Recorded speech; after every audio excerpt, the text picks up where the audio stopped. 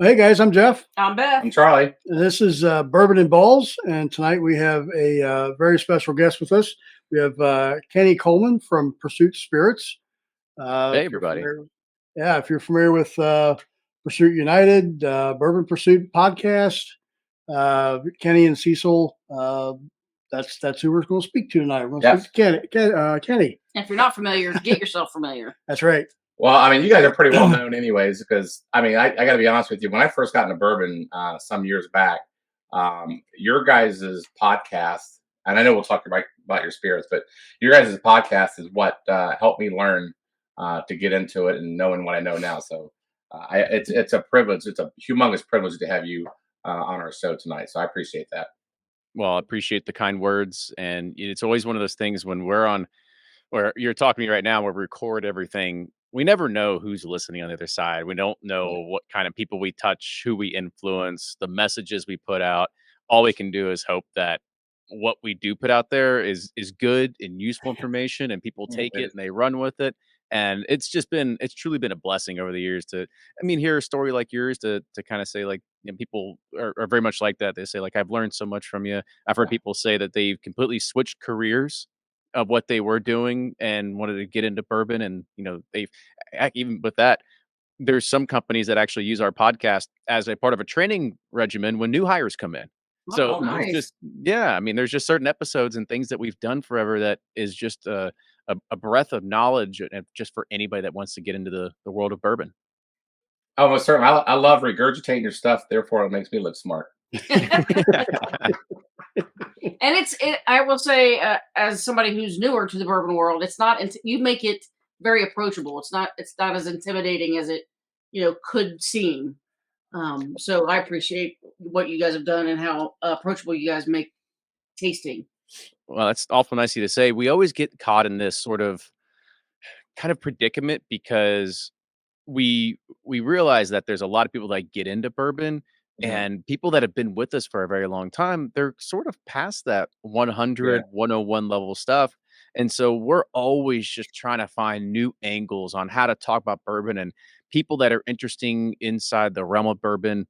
So we get past a lot of that 51% corn type of conversations. Right. And we just try to find different ways to go about it, whether it's through history or through science or anything like that. And I think that's what keeps it fresh for us, but hopefully keeps it relatively low barrier for people that do want to get into it, because I know that there's some episodes when we get into it, and if you just started drinking bourbon a couple weeks ago, you're just like, I throw up my hands, like I'm done. I don't even care about this. I just like the way it tastes. Yep. Well, I think when you guys do your podcast and you have everybody else involved, that to me that's for like the people that have been into it for a while, and you guys talk among yourself, just listen to your guys' conversation. That's the next level kind of understanding as far as with bourbon and all that kind of stuff. But your other episodes, like just you two, that's to me that's a great entry into the bourbon world. So we do appreciate that, and we're glad to have you on. Yeah, and a lot of our viewers are new to it as well. Mm-hmm. Some of them don't even drink bourbon. Yeah, some watch our stuff just for the crap show that it is. So, and they say it all the time, like, we don't drink bourbon, we just watch your show because we're waiting for someone to go off the rails. Everybody likes to watch a dumpster fire, right? Somebody loves to watch that. Exactly. So we even had one of our listeners change his name to the SS Supervisor. So he can be on the show and keep us in line. Yes, exactly. So anyways, so there's a lot of stuff to cover here. Not just your guys' your brand and whatnot, because there's so much behind that even, right? So it all starts with Bourbon's Pursuit, I imagine. If you guys want to talk about that, I would imagine that's part of your guys' history to where you guys are at now. So if you want to kind of let the viewers know as far as the beginnings of all this and how this came to be. Yeah, we always have this conversation of, do we have a brand without the podcast, or can we do the podcast without a brand? So we always go back and forth to try to figure out. But you're right. I mean, Bourbon Pursuit is really that is the foundation of how we've built our bourbon company. And just to give folks that are unfamiliar just a little bit of history about it. So Ryan and I, we started Bourbon Pursuit back in 2015.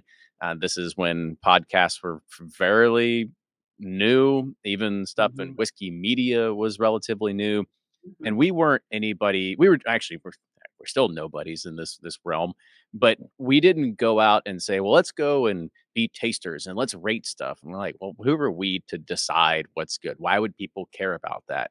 And Yeah. we kind of looked at the realm of whiskey podcasts and we said, well, there's something that's missing here, and that's a way for fans and listeners to actually connect with the brands that they all know and love. And we all know when you walk down the aisle, you see the red dripping wax of Maker's Mark, and you know it's iconic, but nobody really knows the story of it unless you sit down with Bill Samuels and you let him speak for an hour. And you kind of really get a sense of, well, this is how, you can build a deeper relationship, a deeper meaning with a lot of these brands because you finally have this connection with them. And that was really what we had set out to do a long time ago, was to go and talk to everybody across the state of Kentucky and now across multiple states, and just trying to find new and interesting stories. And for a long time, it was talking to the big six distillers because that's what you saw on the store shelves. That's what people sort of knew about. And then from there, it really grew out and talking to bloggers and thinking of, authors and any pundits and everything in between, and thinking of cultural topics and whether it's secondary markets or whether it's um, you know, gray areas of labeling. Like there's all these kind of things that we as whiskey geeks really want to talk about. And we use that as a platform to talk about these things, but they were really kind of running in our head anyway. So let's just put our microphone in front of us and spit it out there. So it's been a really good recipe for success. Now, Bourbon Pursuit, we release 3 episodes every single week. On Tuesdays, we release what's called a whiskey quickie, and it's about a 3 to 5 minute whiskey review. And believe me, I didn't want to do whiskey reviews. It was never a future of what we saw, but at some point bottles start showing up and your fans start asking you, what do you think of this particular whiskey? Yeah. And we said, well, let's kind of flip the script a little bit, be a little bit different, because I'm sure and all your listeners know, if you find a review on YouTube for a particular whiskey and it's 15 minutes long, well, what do? You probably scroll all the way to the end to see what they said. Right. But in reality, it's like when you taste something, you know what it tastes like in the first like half second, whether you're gonna like this or not. So we kind of said, well, let's kind of skip all the BS and fluff in the middle, and let's just focus on like a 3 to 5 minute review so we can kind of like roll through these. So that was our Tuesdays. Our Thursday episodes that's our bread and butter. That's what we started. That's where we invite people inside the whiskey industry to come on, tell their story, and have a way to connect with people. We also do an episode once a month called the Bourbon Community Roundtable. We have Blake from Sealbox, Brian Hart from Sip and Corn. Fred Minnick is actually a part of Bourbon Pursuit. He's typically on those as well. And if you don't know who Fred Minnick is, you can just Google him. He's sort of like the apostle of bourbon at this point. And having those people on, just coming from very different backgrounds, we have a lot of different opinions. Oh, and the guys from Breaking Bourbon as well. So having those people on to kind of have very good educational insight, but good types of topics to talk about. And that was really the process and thought of Bourbon Pursuit. It wasn't a bunch of guys sitting around a microphone cracking jokes. I mean, a lot of it was, let's think of educational value, entertainment, and what are people gonna, if they want to listen to this, you're gonna come away learning something. You're gonna come away thinking like, oh, I'm so glad I watched or listened to this, right? And then Fridays, we release another episode called This Week in Bourbon. And that is where we get press releases from everybody in the industry. I have a Google News result for the word bourbon. We get Mark Brown's industry newsletter, all these things that BevNet, all these things that come to us. And we have a weekly digest of just what happened in bourbon news this week and what you should be prepared for. It's kind of like your weekly email summary, but in a podcast form. And since we hate free time, we actually started another podcast called Behind the Pursuit. Yes, I know. Yeah, you'll find out real quick. We don't like to take breaks or sit around and with our family and watch TV or anything. So we started another podcast called Behind the Pursuit, from bourbon to brand, and that's all about what it takes to actually build a whiskey company. And that one's really more focused on Pursuit spirits. So Bourbon Pursuit is I don't know, boastful or whatever it is, but it is the world's largest whiskey podcast. We It have is. about we have about 40 to 50,000 unique listeners every single month. That'll equate to somewhere around 2.2 million downloads every single year. And the world of whiskey podcasting is pretty big. We're not Joe Rogan by any means, but I know that there's still a lot of people on YouTube that are bigger than us. But it's just one of those things that our audience and YouTube audience just it's completely different because we're not really focused on video. We don't do a whole lot of these bottles are better than Blanton's or anything like that. Yeah, So yeah. our audience is just different than a YouTube audience. But for our particular type of segment, we've been really happy and successful for where it's at. Yeah, so I mean, that's where it's at, especially your guys' podcast. My God. I mean, especially when I'm taking these drives. So we're up in Ohio, Southwest Ohio. So, when I take my trips or we take our trips down to, the trail and all that kind of stuff, you need a couple of hours. So, I mean, your guys' podcast has definitely filled up those times. And, Fred and the addition of Fred and he does that above the char. And then, I actually did a barrel pick with Fred about 2 months ago at Green River. So I'm sorry to hear that. I know, and God love him. Anyways, so he's a lot of fun for sure. But your guys's methodology as far as like, all right, let's take our base or our foundation that we have with our listeners, because there's a sense of trust, right, with you guys. That's why people follow you, people listen to you. Take that trust and let's go ahead and do our own expressions. So explain how that all worked and whose idea was that? Yeah, I mean, it's so weird because you would think that this would be a natural extension to say, Mhm. well, we've interviewed these people, we've done these things, let's just create our own bourbon. I mean, obviously that was never the intention or anything like that. And I've told the story a bunch of times already. It's just one of those things that we had just talked about this other brand, and this guy called us and said, I built that brand. You have a following. You should probably do your own. And Mhm. we were kind of like, I don't really know. And even Fred Minnick had told us at one point, he goes, Kenny, it's a death blow. Anybody that's in the wine world that was a reviewer or a critic and started their own wine eventually just crumbled. And we were Mm. like, oh, okay, well, we'll, Nice we'll vote of kind of, confidence. yeah. Oh, believe me. Yeah. That's not, not the first thing you want to hear. But it was, but we started off small. We didn't try to take over the world in one fell swoop. Our first instantiation of Pursuit Spirits was really kind of following in footsteps of what we were doing already, because Bourbon Pursuit, we had started our private barrel pick program, where as a part of Patreon, you can come on and you can join us in barrel picks. You Yeah. can buy barrels or buy bottles from the barrel picks that we did. And at the height of what we were doing damn near 50 barrel picks a year. It was Ooh. a lot. Now, we kind of really felt confident at this point. I mean, we picked 500 plus barrels. We probably tasted over a couple thousand barrels at this point. Mhm. Mhm. So we said, this is really what we know how to do well. Like, let's just stick down this path and we'll do cask strength single barrels because we know we can pick some damn good single barrels. Yeah. So we got in contact with this broker, ended up going down there, and I mean, Charlie had said you've been on a barrel pick before, and Yeah. this is like the ultimate barrel pick. We had Yeah. 60 barrels rolled out for us, and we get to taste through 60 barrels over the span of 2 days, and we get to sit there and pick and choose which one we wanted or which ones we wanted, and we were really, really, really picky at the time. I think we rejected somewhere between 85 to 90% of all the barrels we tasted Wow. through, Yeah. and we're talking 9 to 16 years old of stuff, Oh right? my God. I don't know how I can turn away one. Oh, I know. I mean, looking back, we're like, "What? We're such idiots. We should have bought as much as we possibly could."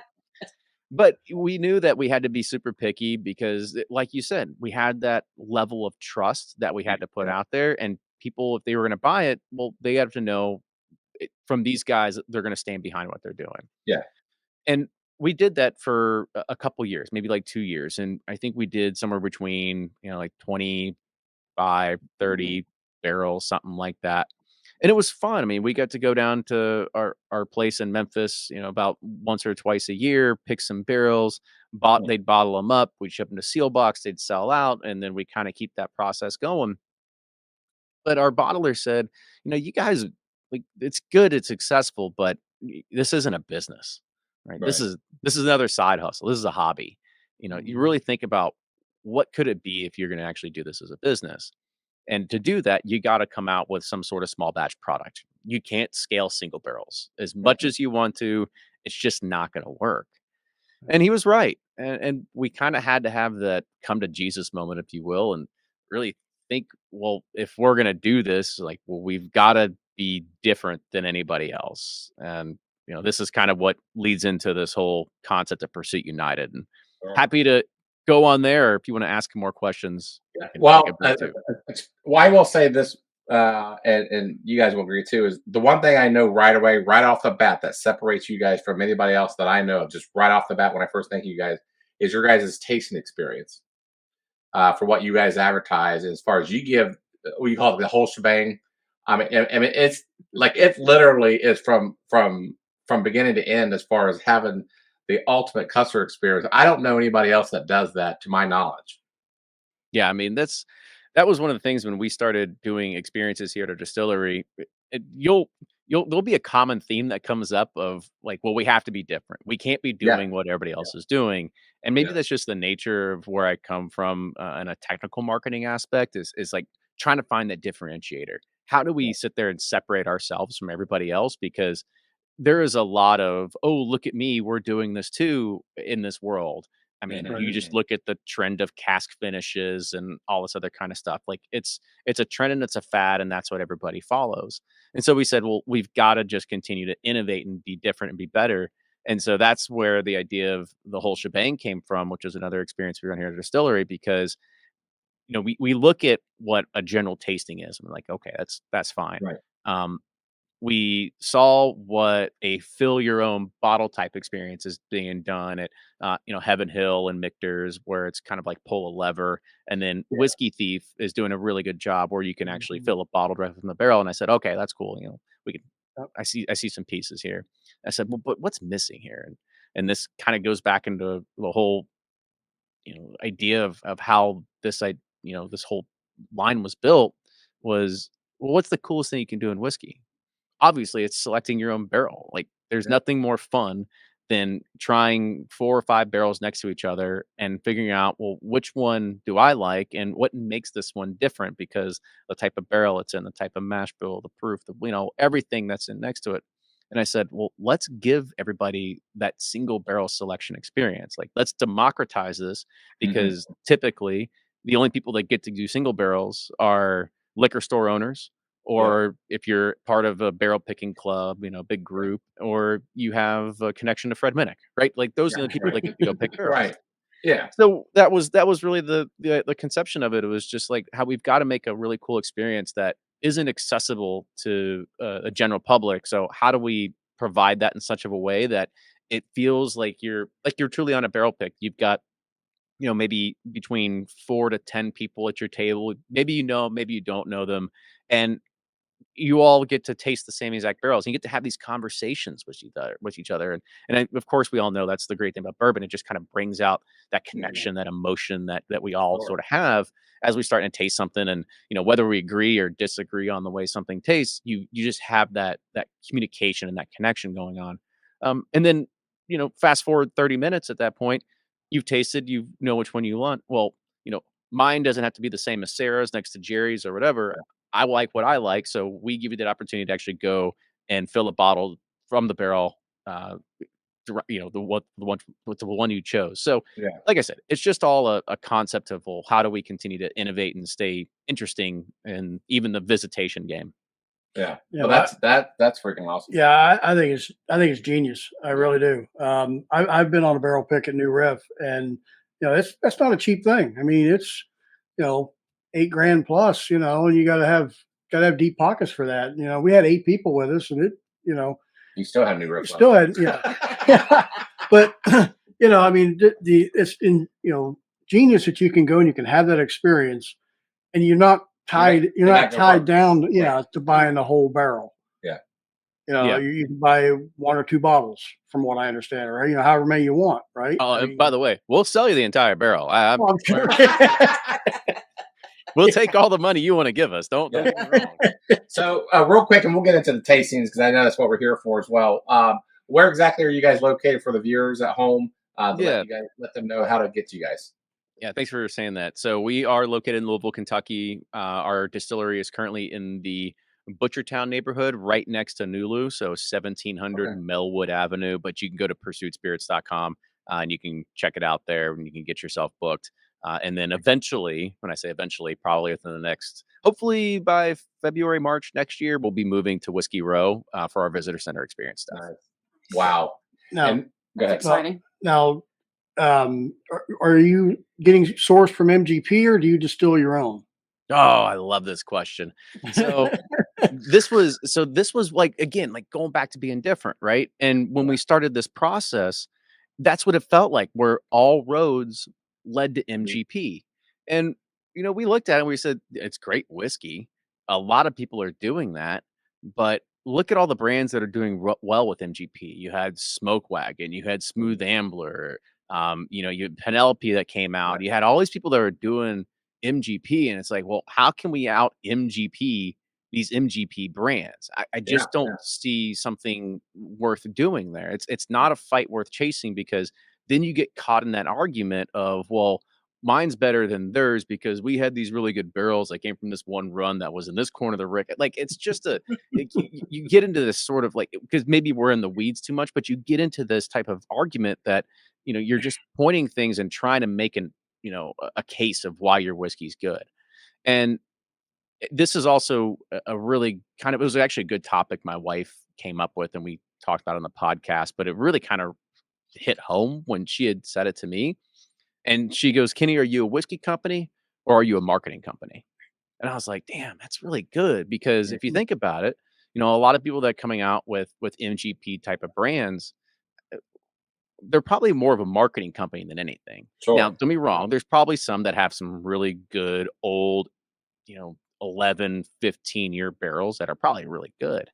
But when you're pushing 5, 6-year-old MGP, it's a lot of baking spice notes. And honestly, at that point, you're probably buying it based on the bottle or based on a story, or your friend told you to get it, whatever it is. Like, it's not the whiskey telling you that it's good. It's something else that's telling you.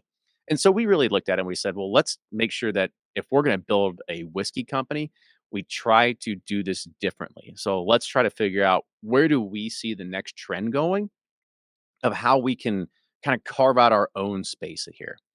And very beginning, we had looked at and so I'm glad you asked if we source, because I hate saying that we source, because we really don't. We partner with our distillers. We contract directly through them. And there's these small, minute differences on what people think of what each of them is. And, when you source, you're talking to a broker that's essentially a middleman that has a spreadsheet full of barrels. And you can say, all right, I see these barrels are 5 years, I'll pay this much for them. I'll see these barrels are 10 years, I'll pay this. I've got 2-year barrels, I'll pay this. And you just pick and choose in what's called spot purchasing. And that's truly sourcing at that point. The problem that we saw going down this path was when we, and this was a true story. So when we were going down this path, trying to find barrels and trying to figure out, well, what's it going to be? Because our source was drying up. We weren't getting 9 to 15-year-old barrels anymore. So our source was drying up there. We had to find something different. And it couldn't be MGP. So what else was out there? Well, he was like, hey, or one of our brokers goes, there's some 6-year-old Heaven Hill barrels that came on the market. Do you want to buy some? Oh, wow. You got to remember, we're still broke and still poor. So when you're talking $3,000 plus $4,000 a barrel, we're going like, well, actually it wasn't. It was 4-year-old Heaven Hill is what it was. It was like $3,000 or $4,000 barrel, whatever it was. And we're like, well, can we try a sample first? He's like, yeah, I can send you a sample, but I can't guarantee you anything's going to be here. So we get a sample, we start testing it, and we're just like, oh, okay, like, this is actually pretty good. It's not amazing, but it's not bad. Let's just go ahead and let's buy 6 barrels and just try to figure out. And then on Monday we make the phone call and he's like, guys, all those barrels are gone. We're kind of like, yeah. And we're going like, well, this is no way to build a business either. We can't trust the open market and dealing with source product, because you can't have a consistent product line And No. you don't know where your next lunch is going to come from. You're always chasing after the next thing that becomes available. And so that's when we said, well, let's try to focus and think of like how can we create something that's everlasting with a flavor profile that we can build off of. And when people go and get it, they know about they know this brand, they know this particular product line. They can go and grab it off the shelf. They know what to expect. Because sometimes you see some brands and, today it's a 6-year-old MGP. The other day it's a 15-year-old Kentucky bourbon. And Mhm. but it's the same logo, it's the same thing. So there was just this whole dichotomy of like, well, let's make sure that we put something in front of ourselves that looks more of a product pipeline that we can be proud of. So back to the whole story of how it got to United, we had thankfully had a lot of good conversations with Bardstown Bourbon Company up until this point. Having Dave Mandel, who is their former founder, on the show, getting to really kind of know these people. And even better, since we had the podcast, we get free products sent to us. Yeah. And one of them ended up being Chicken Cock's 3-year rye. And we tasted Okay. it and we're like, this is actually pretty damn good. And we turned the bottle around and said distilled and bottled in Bardstown. By deductive reasoning, we realized that it was by Bardstown Bourbon Company. And so we Yeah. sent them a message and we said, are you all, we've got this idea. Can we come in and like join the family? Is kind of what we basically Yeah. pitched it to them. And, they were super nice. They sort of rolled out the red carpet for us.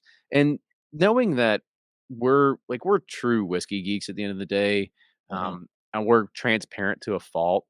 Other brands, they'll source stuff and they'll be like, "Well, it's Kentucky, but we're not telling you where it's from." I Yeah. mean, our whole thing is like, well, we're gonna bring these distilleries along with us because they're part of the story. They're making really, really great whiskey, but our secret sauce is on how we transform it. How do we blend it into something that is truly unique and ours? So we started talking to Bardstown. They had a few different mash bills that were getting ready to start turning 4, and we started narrowing down what we want. And then this is kind of when that other moment happened. We said, well, Bardstown might be the new MGP one day, right? They're putting out a bunch of Yeah, whiskey. I've been saying that for a while. Yeah. Yeah. And everybody wants Kentucky. Everybody wants Kentucky on their Yeah. name. And so we said, well, let's not go down all the way during this path because we kind of saw the foresight of, well, Bardstown's going to come out with their own stuff. And of course they did. They came out with Origin and it's all like Mhm. $40 price point. And it's like, well, how are we going to beat them at their own game if we tell people that we have Bardstown in our bottle and there's Bardstown in this bottle and there's a, $20 price delta. Mhm. Obviously you're going to go buy Bardstown every single day. Mhm. So that's what we said. Well, we can't just go put all our eggs in this one basket. It's just not going to work. So we thankfully have been blessed with the podcast. We get tons of bottles sent to us. We've tasted stuff from all over the country, and we had an opportunity to try a bunch of different whiskeys. And there was one that was actually tipped off by our former bottler at the time. And he says, like, I've got this 3-year-old Tennessee product I really think you're gonna love. And we're like, I don't really know. Like, I don't want to go down this path. And he's like, I promise it's not Dickel. And we're like, I okay, say, yeah, sweet. I say that as a nickel. Yeah. Yeah. I said, all right, send it. We'll see. Okay. And that's when we fell in love with it. Absolutely fell in love with it. It just had this good oak component that you never really got from a Kentucky bourbon, overly berry sensation, and really created a good foundation and base for ended up being the blend. And so we were sitting there and we were blending Kentucky and Tennessee together, and we had something, but it just didn't feel right. The Mhm. Kentucky and Tennessee, and even if you threw Indiana in there and you were blending those together, I mean, it seems pretty obvious, right? Like there's nothing special or unique here. And so we kind of put the project on pause for a second until we had a better idea. And through doing our original single barrel selections of Pursuit series, we kind of started going back to those. And I skipped a few parts in there because as a part of Pursuit series, yeah, we were doing single barrel selections from our broker, but we also saw an opportunity to kind of open this up to other craft distillers out there that we thought were doing really amazing work and put that Bourbon Pursuit stamp of approval on there. Mhm. So we had worked with Starlight Distillery, before they were like really big. Of course, we worked with Willet. Everybody knows who Willet is. Right. And then a few others, but really there's other one that kind of stood out, which was Finger Lakes Distilling, which is up in upstate New York. And Mhm. they make an amazing wheated bourbon. I mean, Ryan says it all the time. He says if they were based in Kentucky, they'd probably be bigger than Willet, but since they're New York, everyone puts their blinders on and says like, I don't Right. drink New York bourbon. So we started playing with it, and by bringing in that wheated bourbon component and blending in with 2 rye bourbons, it totally transformed the whiskey. It made it something so unique and different that it really felt like it was ours at this point. And there was, by the way, there's a proprietary ratio on what we do between all 3 of our different partners that go into our bourbon. That's the only Okay. thing that I Yeah. won't tell you. I'll tell you the Yeah. mash bills. I'll tell you everything else. I Yeah. just won't tell you That's- the proprietary ratios because we got to have some sort of secret sauce. Sure, Yeah. Sure, sure. yeah. Yeah. But I mean, that was really the kind of like turning point where we're like, oh my gosh, like I think we have something, because adding that wheated bourbon component, it kind of like rounded out, mellowed out some of the other flavors. It kind of brought this sort of like orange marmalade, orange zest kind of flavor to the bourbon that we really just sort of like fell in love with. And so the good thing about with this is kind of how we landed that concept United is by blending different bourbons, different mash bills, different regions, different barrel types, all these things together to create our own unique flavor profile that's truly just ours, and that's Pursuit. And that Right. was kind of the goal, what we were doing, and I think that probably leads us to our first one here, which is our